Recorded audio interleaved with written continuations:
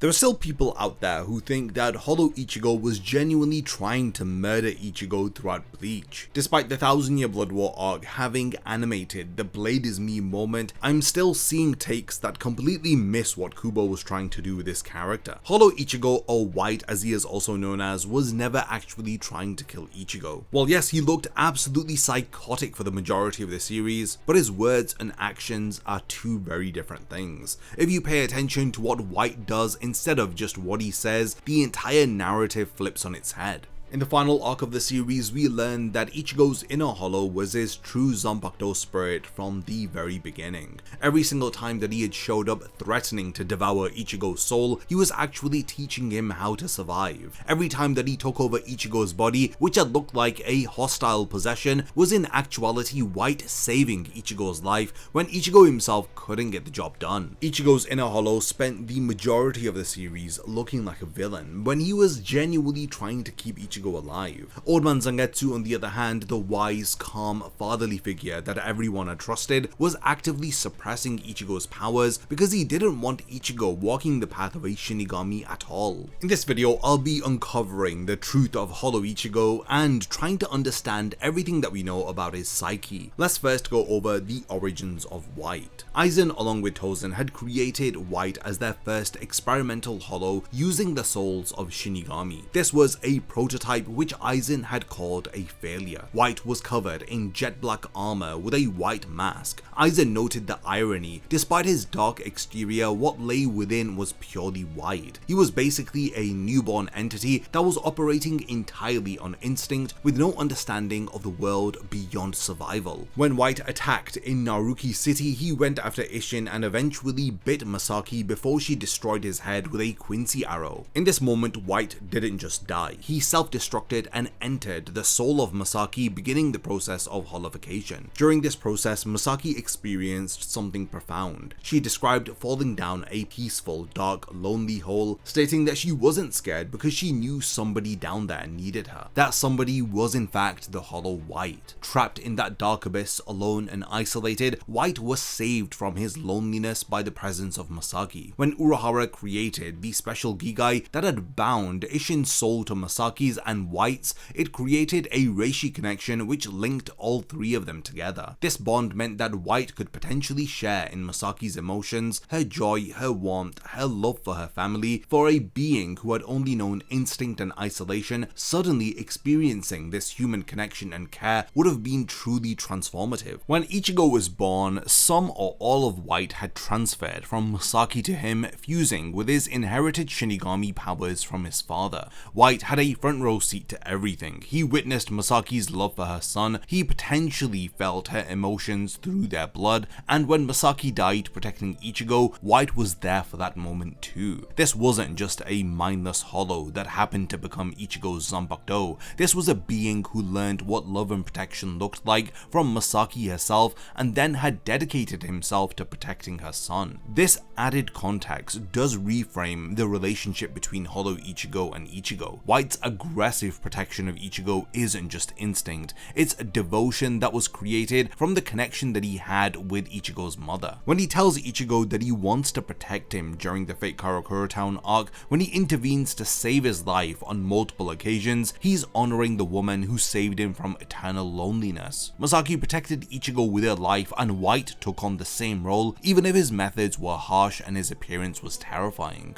During the Soul Society arc, White's protective nature manifests in ways that are easy to miss if you're not paying attention. Ichigo keeps finding hollow masks appearing on his body, and both he and everyone around him initially treat this as concerning, as it's a sign of hollow contamination that needs to be addressed. But pay attention to when these masks appear and what they actually do. During Ichigo's fight with Renji, he takes what should have been a fatal blow. Renji's Zabimaru was aimed directly at his heart. When Hanataro examines Ichigo afterwards, he discovers that a hollow mask had blocked the attack, preventing the blade from piercing Ichigo's vital organs. Ichigo didn't consciously summon that mask, he was barely aware that it was there. White manifested it from within his soul, placing himself between Ichigo and death. Following the battle with Kinpachi, where Ichigo got stabbed clean through the chest and nearly bled out, Yoruichi discovers another hollow mask on Ichigo's body. Again, Ichigo didn't put it there, White did. Kenpachi's blade should have killed him, but White intervened, using the mask to protect vital areas and keep Ichigo alive long enough for his body to stabilize. This is the pattern that runs throughout the entirety of the Soul Society arc. At this point, he's not trying to take over, he's not trying to corrupt Ichigo, he literally is functioning as armor, absorbing damage that would otherwise kill his wielder.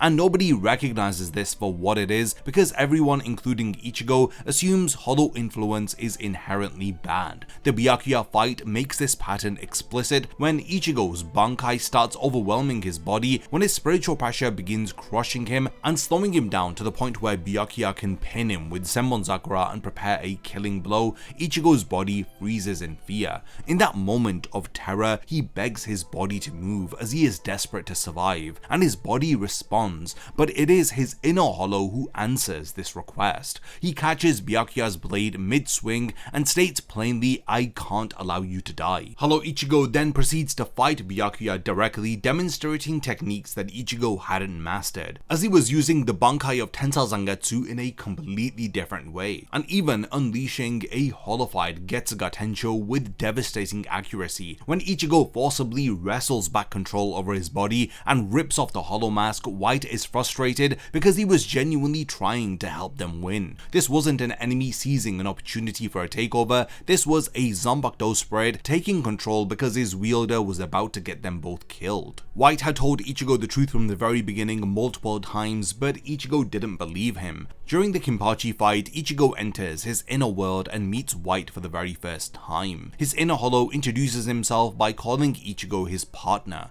Already, this is a weird dynamic for a supposed enemy. White doesn't push the point further, he continues the fight, teaching Ichigo about how to properly wield his Zanpakutō. After Ichigo leaves, we see White telling Old Man Zangetsu that Ichigo is the king of this world, so he'll help however he can. When we fast forward to the Visard training, White says it again. During their inner world battle, Ichigo asks where Zangetsu is, and White responds, "I am Zangetsu." He didn't say I've taken over Zangetsu, or that I've defeated Zangetsu. He clearly refers to himself as Ichigo's Zanpakutō spread. Ichigo doesn't believe him as he keeps demanding to know what White did with the real Zangetsu. He treats White as an imposter or an infection that needs to be treated. White explains that he used to be a part of Old Man Zangetsu, but he has now grown powerful enough to separate from him. At this point, Ichigo treats White's words as a manipulation tactic, and the audience falls for it too. When reading or watching back these scenes, most fans assumed that White was either lying to mess with Ichigo's head or was delusional about his own nature. We trusted Old Man Zangetsu because he looked like a wise mentor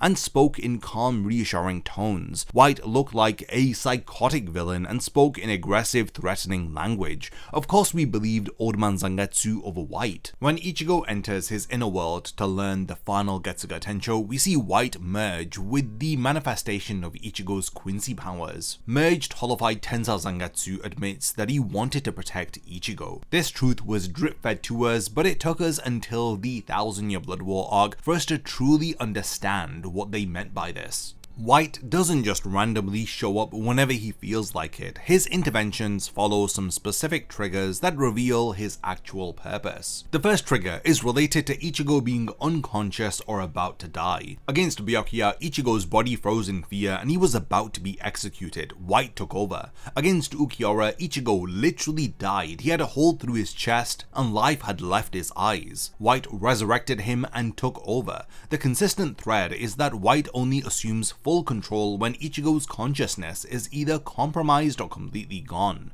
If his goal was to steal the body, he wouldn't wait for these specific moments, but if his goal is to protect Ichigo, then these moments are exactly when intervention is necessary. The second trigger is when Ichigo cannot handle his own power. During the Byakuya fight, Ichigo's own Bankai was crushing him. His spiritual power was overwhelming his body to the point of paralysis. He was unable to move or fight. He couldn't do anything except get killed. White stepped in because Ichigo literally couldn't handle the power that he was wielding. This happens again during training sequences when Ichigo's inability to control his power creates danger. White intervenes to either teach him or take over temporarily. The third trigger is when the opponent is beyond Ichigo's current capability. Byakuya with Bankai was too much for Ichigo at that stage. Ukiura in Segunda Etapa was too much. Grimmjow before Ichigo learned to fight properly was too much. White's interventions consistently occur when Ichigo is genuinely outmatched, and here's the critical detail. Once the threat is neutralized, White returns control back to Ichigo every single time. If he wanted permanent control, the moment that Ichigo was unconscious or dead would have been the perfect opportunity to just keep the body for himself, but White doesn't do this.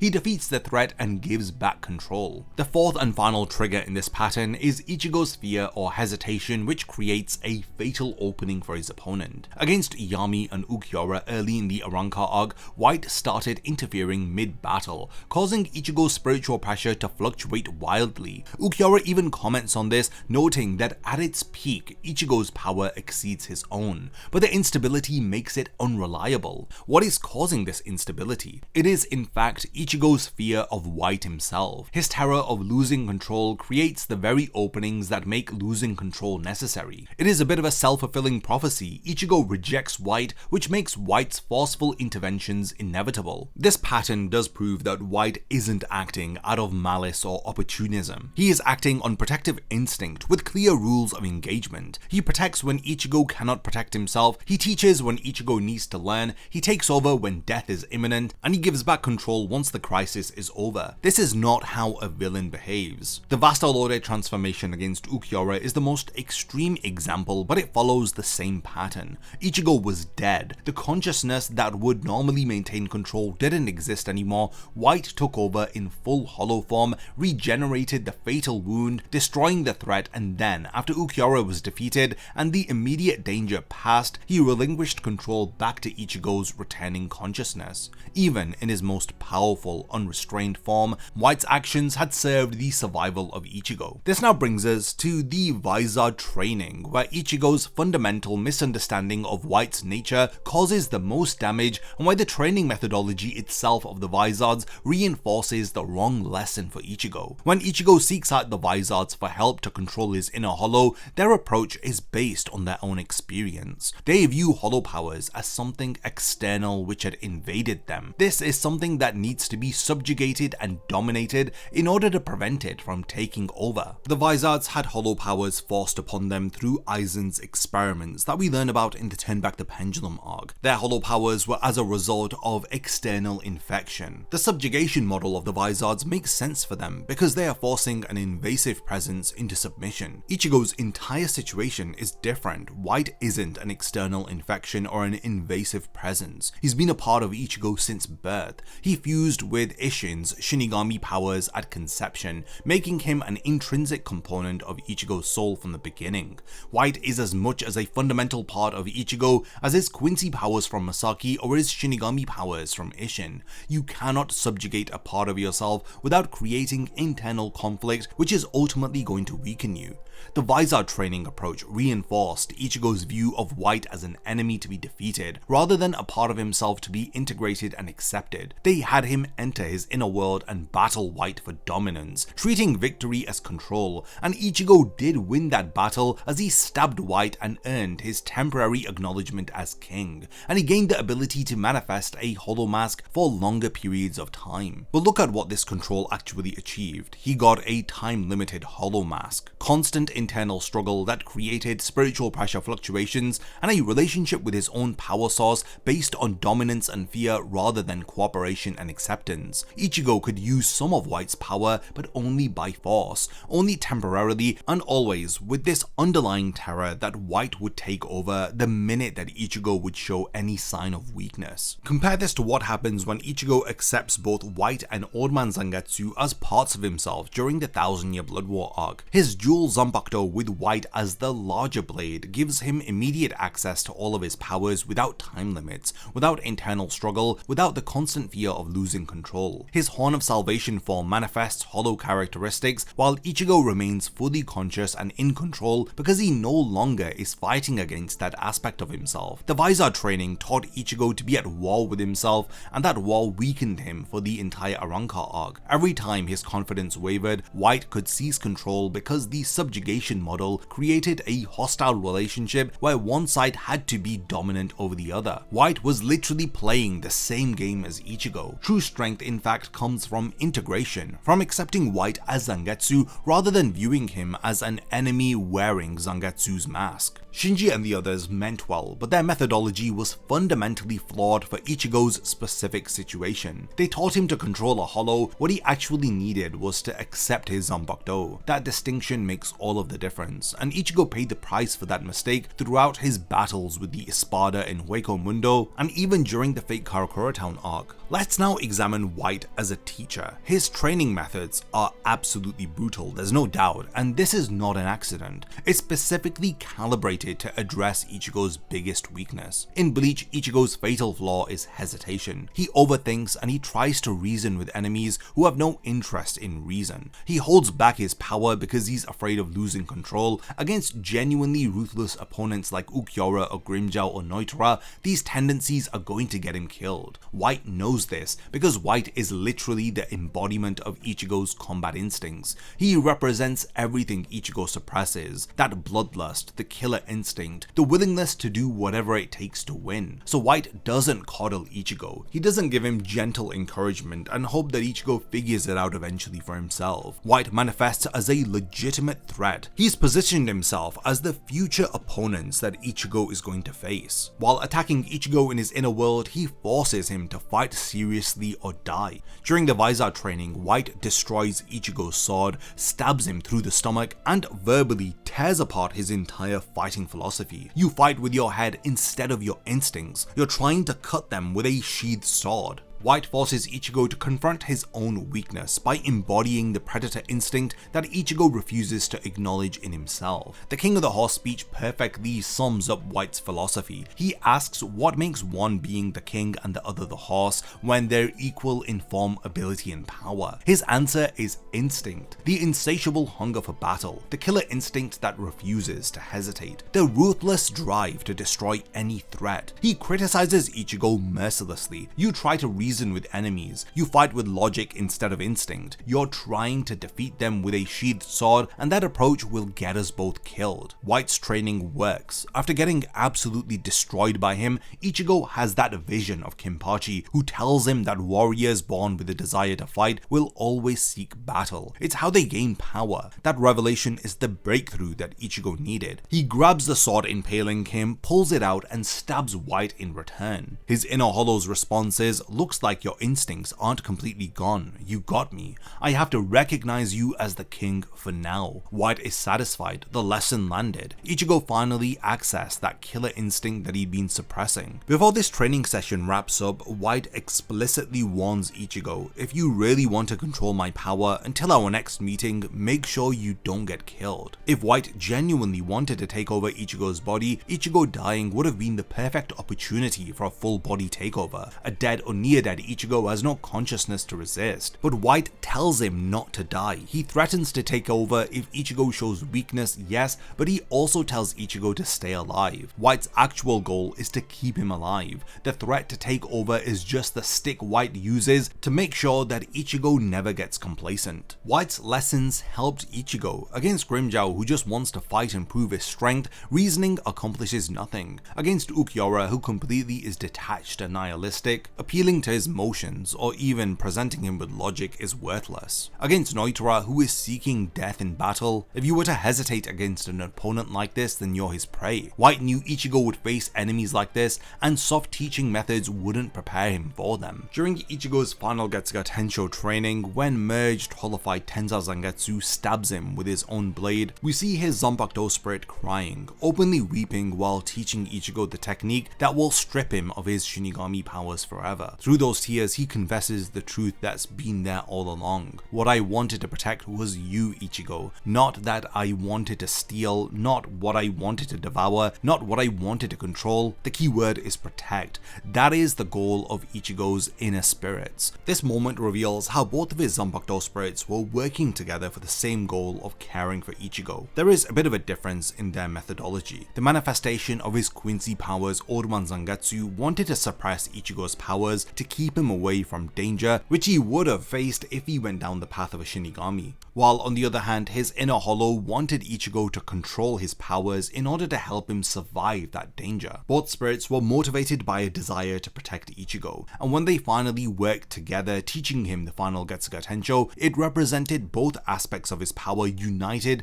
in their devotion to him, even if that devotion meant losing their connection to him forever. If you want to understand the true nature of Ichigo's inner Hollow, then just ignore what he says and watch what he does. His words constructed a villain narrative. I'll devour you, I'll take your body, I'll become the king and you'll die. These are all terrifying declarations that positioned him as a genuine threat, but his actions tell a totally different story. We've talked about the various different ways that his inner Hollow has protected Ichigo, from those masks being created in the Soul Society arc to the various times that his inner Hollow has intervened to save Ichigo's life. When we get to the 1000-Year Blood War arc, Ichigo accepts both his inner Hollow and Odoman Zangetsu. He forges his true dual Zanpakutō, with White manifesting as the larger blade and his Quincy powers manifesting in the shorter blade. White doesn't need to force his way into control anymore because Ichigo finally accepts him as a part of his power. The king and the horse are finally working together instead of fighting each other. This ultimately results in Ichigo becoming exponentially stronger. His Horn of Salvation form, where he manifests a hollow horn and remains in total control, represents the perfect integration of all of his powers. There are no more time limits with hollow masks, no more incomplete Bankai forms, no more fighting against himself, as Ichigo is utilizing his complete true strength. Well, yeah, we've reached the point of the video now where I want to hand over the discussion to all of you. What are your thoughts on the true nature of Hollow Ichigo? Hopefully this video has helped to debunk all of those notions of people thinking that Hollow Ichigo was trying to kill Ichigo all of the time. If there's anything that I've forgotten to mention, then let me know by continuing the discussion in the comments. And lastly, thanks for making it to the end of this one, and I cannot wait to see you in my next video. A massive thank you goes out to all of my amazing Patreon supporters for helping to make this video possible. If you also want to support the channel and see your name in the end of my videos, then check out my Patreon, which has loads of perks like early video access and so much more. Thank you for sticking around till the end of the video, and whatever you contribute will mean a lot to me.